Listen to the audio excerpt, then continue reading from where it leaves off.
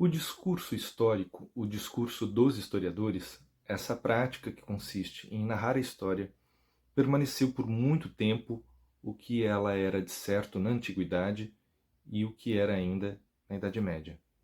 Ela permaneceu por muito tempo aparentada com os rituais de poder.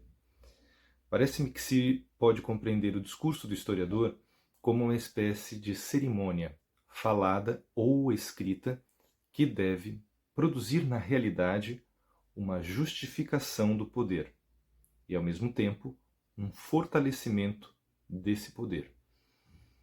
Parece-me também que a função tradicional da história, desde os primeiros analistas romanos até tarde na Idade Média e talvez no século XVII e mais tardiamente ainda, foi a de expressar o direito do poder e de intensificar seu brilho.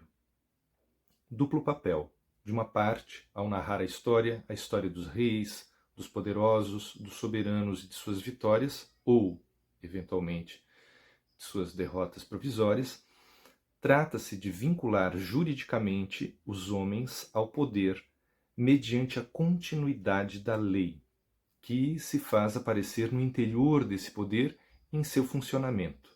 De vincular, pois, juridicamente, os homens à continuidade do poder e mediante a continuidade do poder. De outra parte, trata-se também de fasciná-los pela intensidade, apenas suportável, da glória, de seus exemplos e de suas façanhas. O jugo da lei e o brilho da glória, essas me parecem ser as duas faces pelas quais o discurso histórico visa certo efeito de fortalecimento do poder. A história, como os rituais, como as sagrações, como os funerais, como as cerimônias, como os relatos legendários, e um operador, um intensificador de poder. Parece-me que podemos reencontrar essa dupla função do discurso histórico em seus três eixos tradicionais na Idade Média. O eixo genealógico narrava a antiguidade dos reinos, ressuscitava os grandes ancestrais, reconhecia as façanhas dos heróis fundadores dos impérios ou das dinastias. Nesse tipo de tarefa genealógica, trata-se de fazer com que a grandeza dos acontecimentos ou dos homens passados possa calcionar o valor do presente, transformar sua pequenez e sua cotidianidade em algo igualmente heróico e justo. Esse eixo genealógico da história, que encontramos essencialmente nas formas de narrativa histórica sobre os antigos reinos, sobre os grandes ancestrais, deve expressar a ancianidade do direito. Deve mostrar o caráter ininterrupto do direito do soberano e, por conseguinte, mostrar, com isso, a forma inextirpável que ele ainda possui no presente. Enfim, a genealogia deve elevar o valor do nome dos reis e dos príncipes com todos os renomes que os precederam. Os grandes reis fundamentam, pois, o direito dos soberanos que lhes sucedem e transmitem, assim, seu brilho para a pequenez de seus sucessores. Aí o que se poderia chamar a função genealógica da narrativa histórica.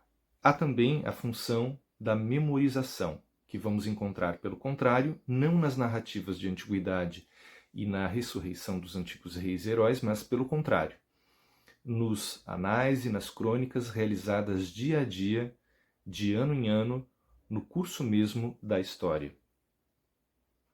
Esse registro permanece na história praticado pelos analistas, serve também, ele, para fortalecer o poder. Ele é também uma espécie de ritual do poder.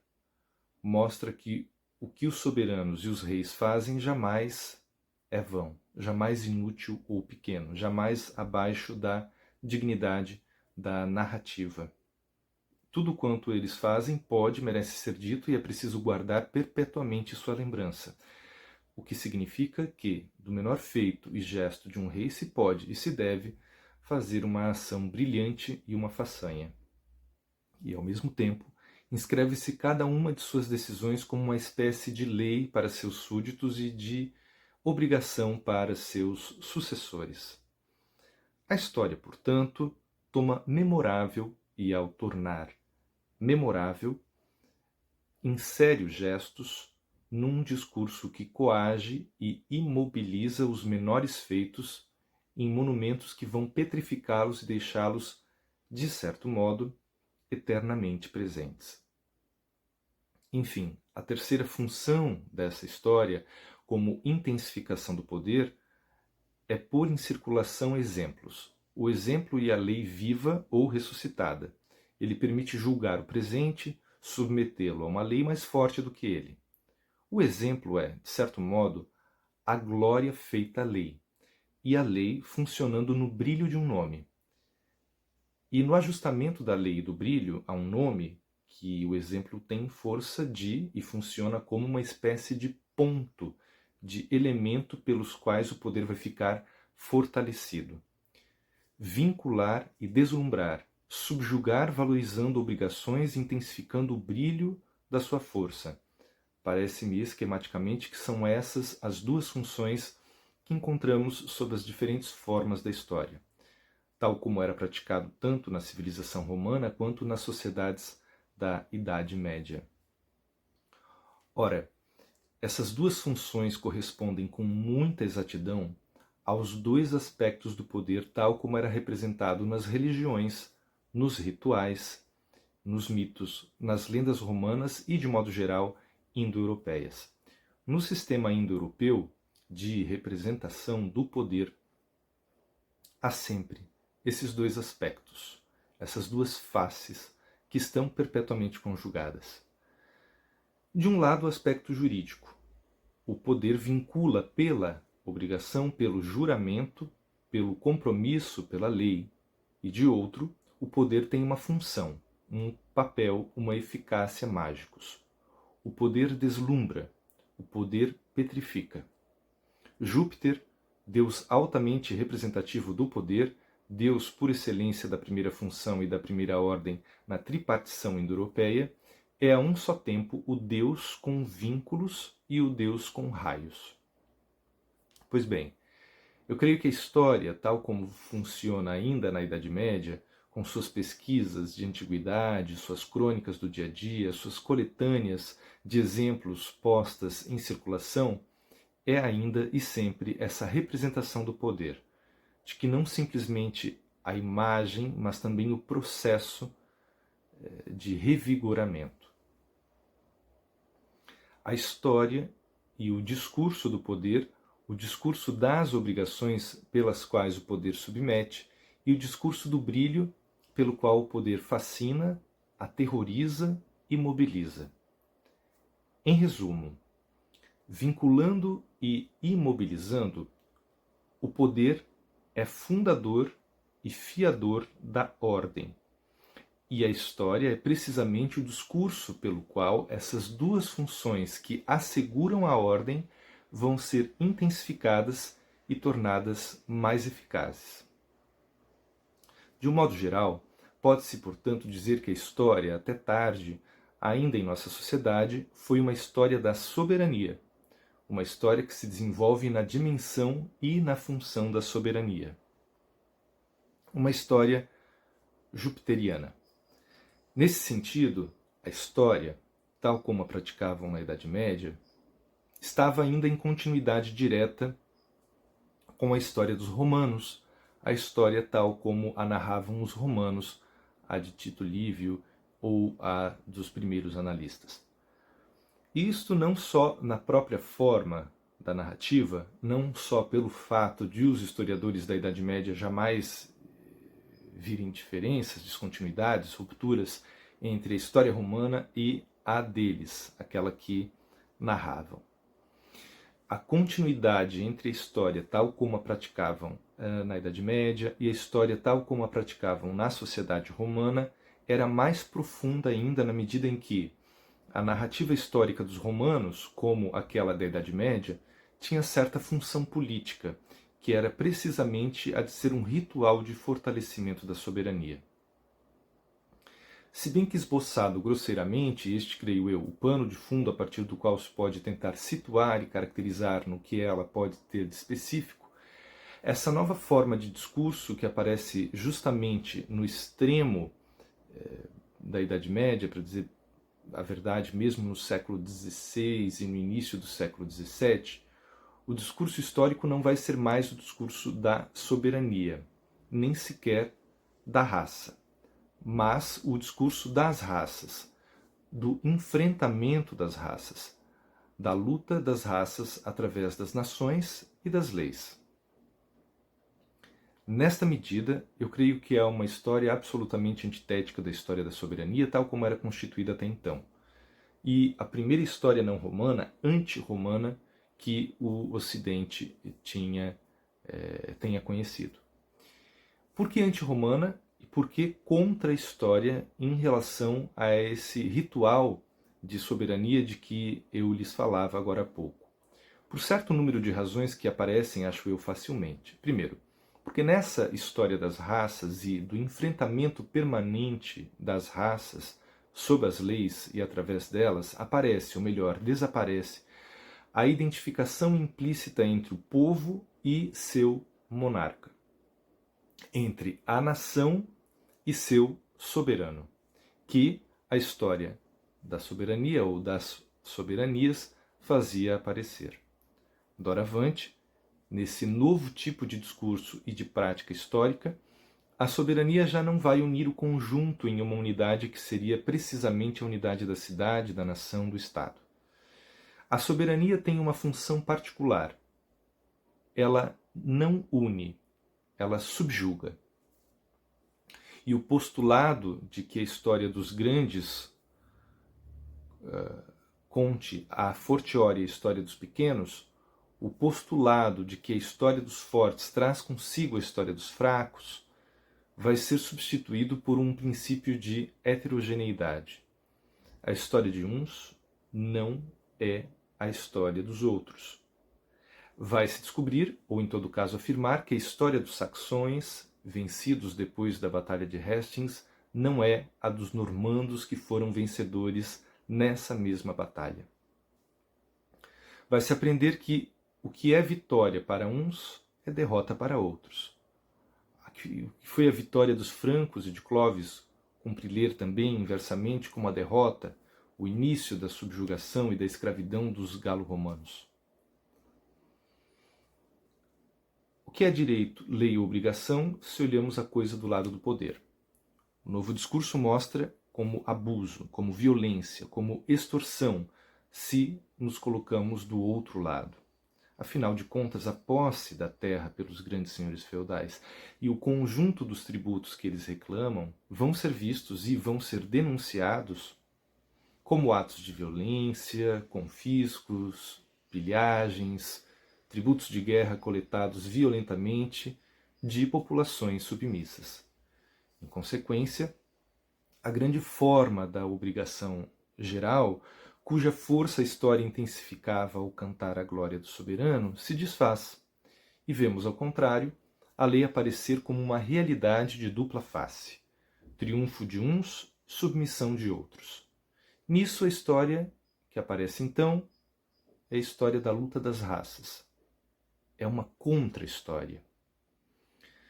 Mas eu creio que ela o é igualmente de uma outra forma, mais importante ainda. Não somente de fato essa contra-história dissocia a unidade da lei soberana que obriga, mas ainda por cima quebra a continuidade da glória. Ela deixa patente que a luz, o famoso deslumbramento do poder, não é algo que petrifica, solidifica, imobiliza o corpo social por inteiro e, por conseguinte, o mantém na ordem, mas é, de fato, uma luz que divide, que aclara de um lado, mas deixa na sombra ou lança para a noite uma outra parte do corpo social. É precisamente a história, a contra-história, que nasce com a narrativa da luta das raças. Vai falar do lado da sombra, a partir dessa sombra. Ela vai ser o discurso daqueles que não têm a glória, ou daqueles que a perderam e se encontram agora, por uns tempos talvez, mas por muito tempo de certo, na obscuridade e no silêncio. Isso faz com que esse discurso, diferentemente do canto ininterrupto pelo qual o poder se perpetuava, se fortalecia, ao mostrar sua antiguidade e sua genealogia. Vai ser uma tomada de palavra irruptiva, um apelo. Não temos atrás de nós continuidade. Não temos atrás de nós a grande e gloriosa genealogia em que a lei e o poder se mostram em sua força e em seu brilho. Saímos da sombra, não tínhamos direitos e não tínhamos glória. E é precisamente por isso que tomamos a palavra e começamos a contar nossa história. Essa tomada de palavra aparenta esse tipo de discurso não tanto com a pesquisa da grande jurisprudência ininterrupta de um poder fundado de há muito, mas com uma espécie de ruptura profética, o que faz igualmente com que esse novo discurso vá se aproximar de certo número de formas épicas ou míticas ou religiosas que, em vez de narrar a glória, sem mácula e sem interrupções do soberano, se empenham, ao contrário, em contar, em formular a infelicidade dos ancestrais, os exílios e as servidões. Ele vai enumerar menos as vitórias do que as derrotas sob as quais se curvaram durante todo o tempo e que ainda é necessário esperar a terra prometida e o cumprimento das velhas promessas que restabeleceriam justamente tanto os antigos direitos quanto a glória perdida. Com esse novo discurso da guerra das raças, vemos delinear-se algo que, no fundo, se aproxima bem mais da história mítico-religiosa dos judeus do que da história político-legendária dos romanos. Estamos muito mais do lado da Bíblia do que do lado de Tito Livio. Muito mais numa forma hebraico-bíblica do que numa forma do analista que narra, no dia a dia, a história e a glória ininterrupta do poder. Eu creio que, de um modo geral, jamais se deve esquecer que a Bíblia foi, a partir da segunda metade da Idade Média, pelo menos, a grande forma na qual se articularam as objeções religiosas, morais, políticas ao poder dos reis e ao despotismo da Igreja. Essa forma, assim como, aliás, muito a miúde, a própria referência aos textos bíblicos funcionou, na maior parte dos casos, como objeção crítica, discurso de oposição. Jerusalém, na Idade Média, sempre foi objetada a todas as Babilônias ressuscitadas. Sempre foi objetada a Roma eterna, a Roma dos Césares, aquela que derramava o sangue dos justos nos circos.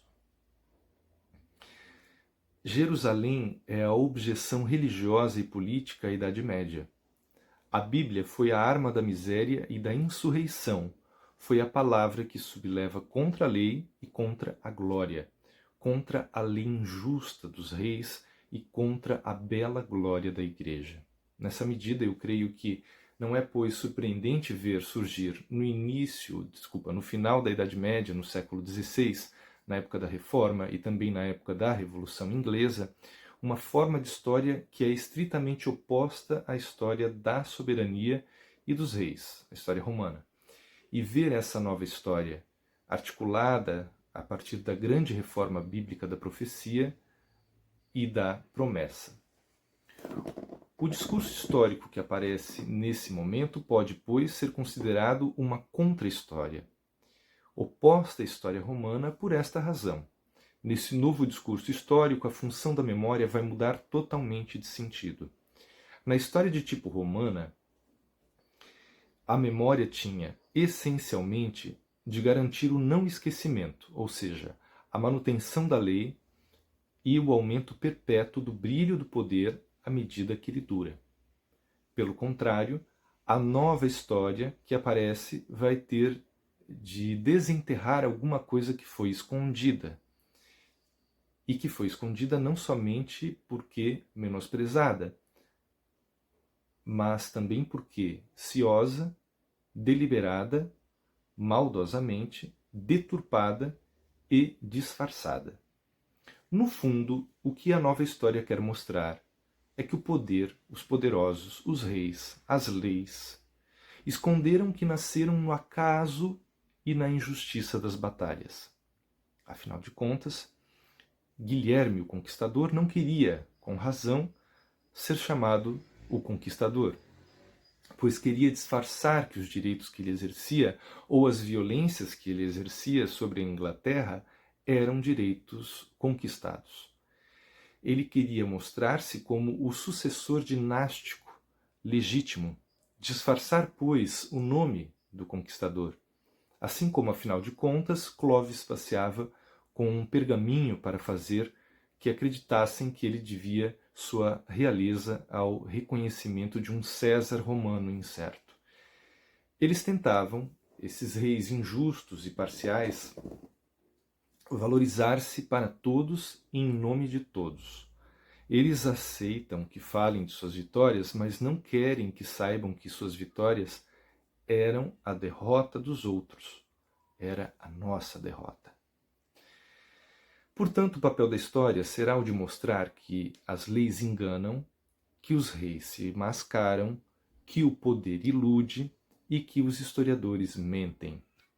Não será, portanto, uma história da continuidade, mas uma história da decifração, da detecção do segredo, da devolução da astúcia, da reapropriação de um saber afastado ou enterrado. Seria a decifração de uma verdade selada. Enfim, eu creio que essa história da luta das raças, que aparece nos séculos XVI e XVII, é uma contra-história num outro sentido, ao mesmo tempo mais simples e mais elementar, porém mais forte também. E que, longe de ser um ritual inerente ao exercício, à exibição, ao fortalecimento do poder, ela é não somente a crítica, mas ataque a ele e a reivindicação dele. O poder injusto não porque decaiu de seus mais elevados exemplos, mas pura e simplesmente porque não nos pertence. Em certo sentido, pode-se dizer que essa nova história, como a antiga, busca expressar o direito através das peripécias do tempo. Mas não se trata de estabelecer a longa jurisprudência de um poder que sempre conservou seus direitos, nem de mostrar que o poder está onde ele está e que sempre esteve onde está ainda. Trata-se de reivindicar direitos ignorados, ou seja, declarar guerra declarando direitos. O discurso histórico de tipo romano pacifica a sociedade, justifica o poder, fundamenta a ordem ou a ordem das três ordens que constitui o corpo social. Ao contrário, o discurso de que eu lhes estou falando, aquele que se manifesta no final do século XVI e que se pode dizer um discurso histórico de tipo bíblico, dilacera a sociedade e só fala de direito justo para declarar guerra às leis. Eu gostaria então de resumir tudo isso fazendo a seguinte espécie de proposição. Não se poderia dizer que até o final da Idade Média, e talvez mais além ainda, houve uma história, um discurso e uma prática históricas, que era um dos grandes rituais discursivos da soberania, de uma soberania que se mostrava e se constituía através dele como uma soberania unitária, legítima, ininterrupta e brilhante.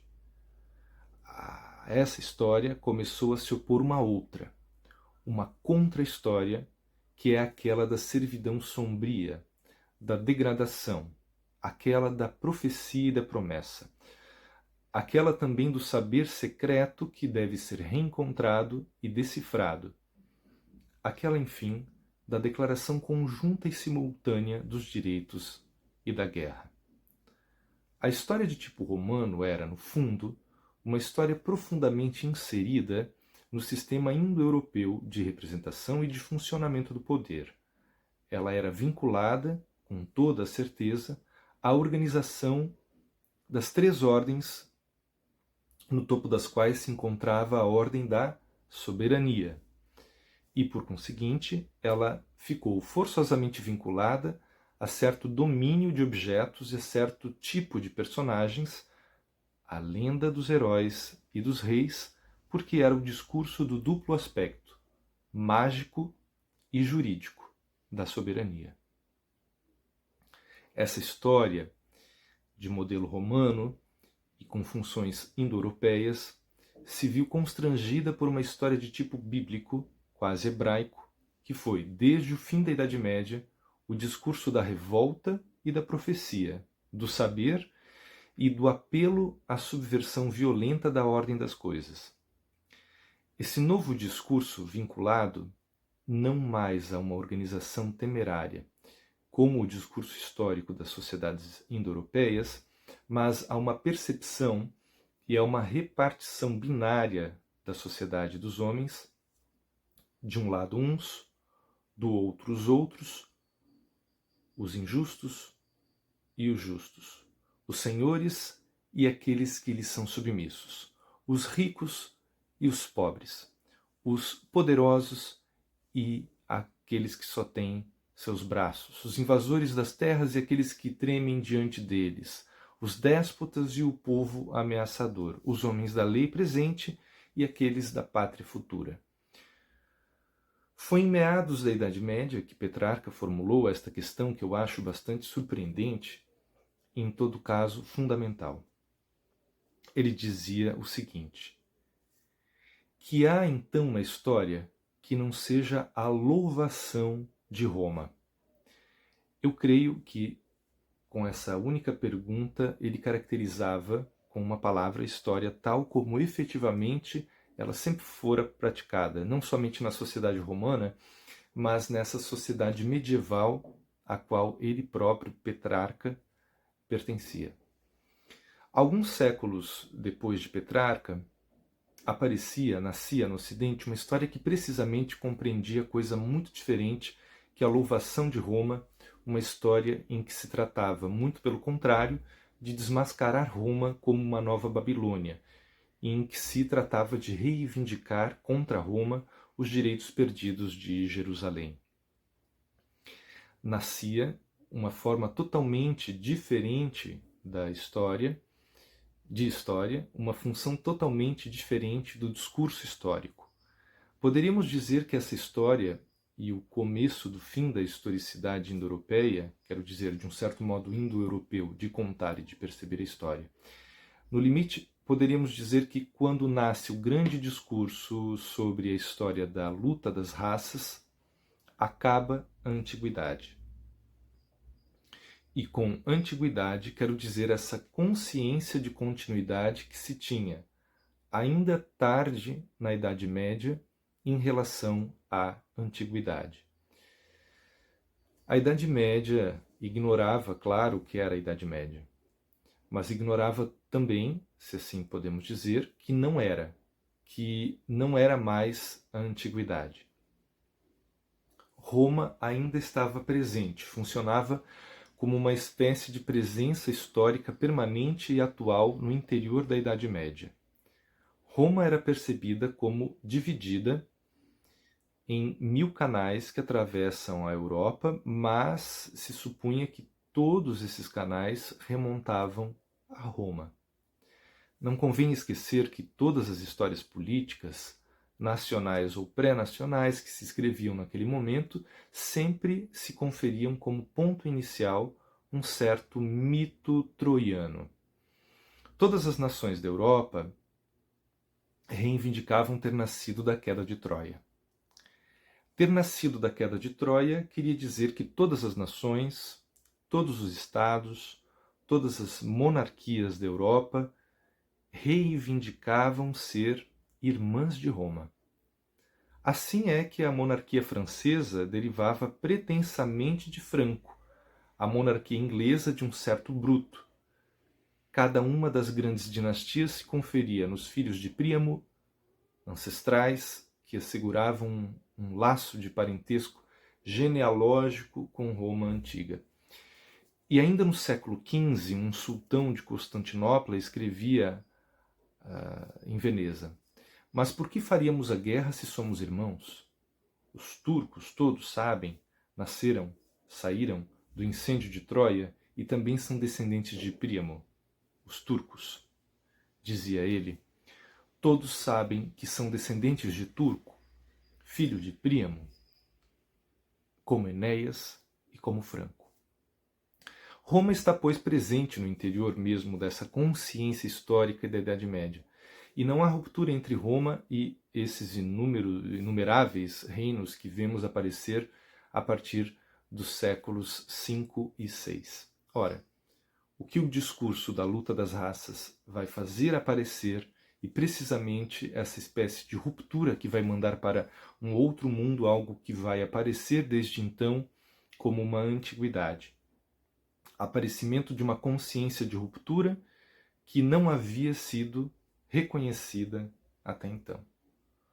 Surgem na consciência da Europa acontecimentos que até então eram apenas vagas peripécias que não tinham no fundo arranhado a grande unidade, a grande legitimidade, a grande força fulgurante de Roma. Aparecem acontecimentos que vão, então, constituir os verdadeiros primórdios da Europa. Primórdios de sangue, primórdios de conquista.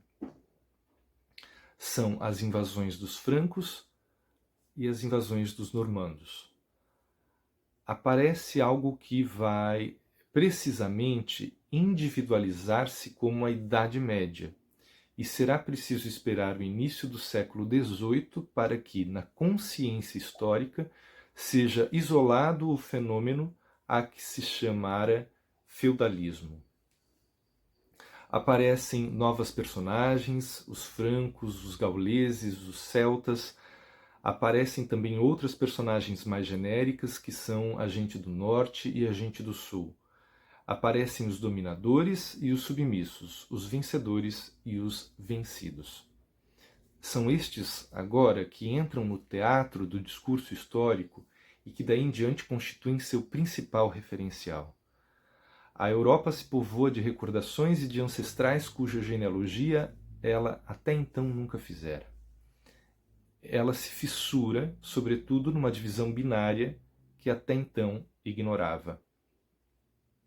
Uma consciência histórica totalmente diferente se constitui e se formula ao mesmo tempo através desse discurso sobre a guerra das raças e desse apelo à sua ressurreição. Nessa medida, pode-se identificar o aparecimento dos discursos sobre a guerra das raças com uma organização do tempo totalmente diferente na consciência, na prática e na própria política da Europa. Michel Foucault.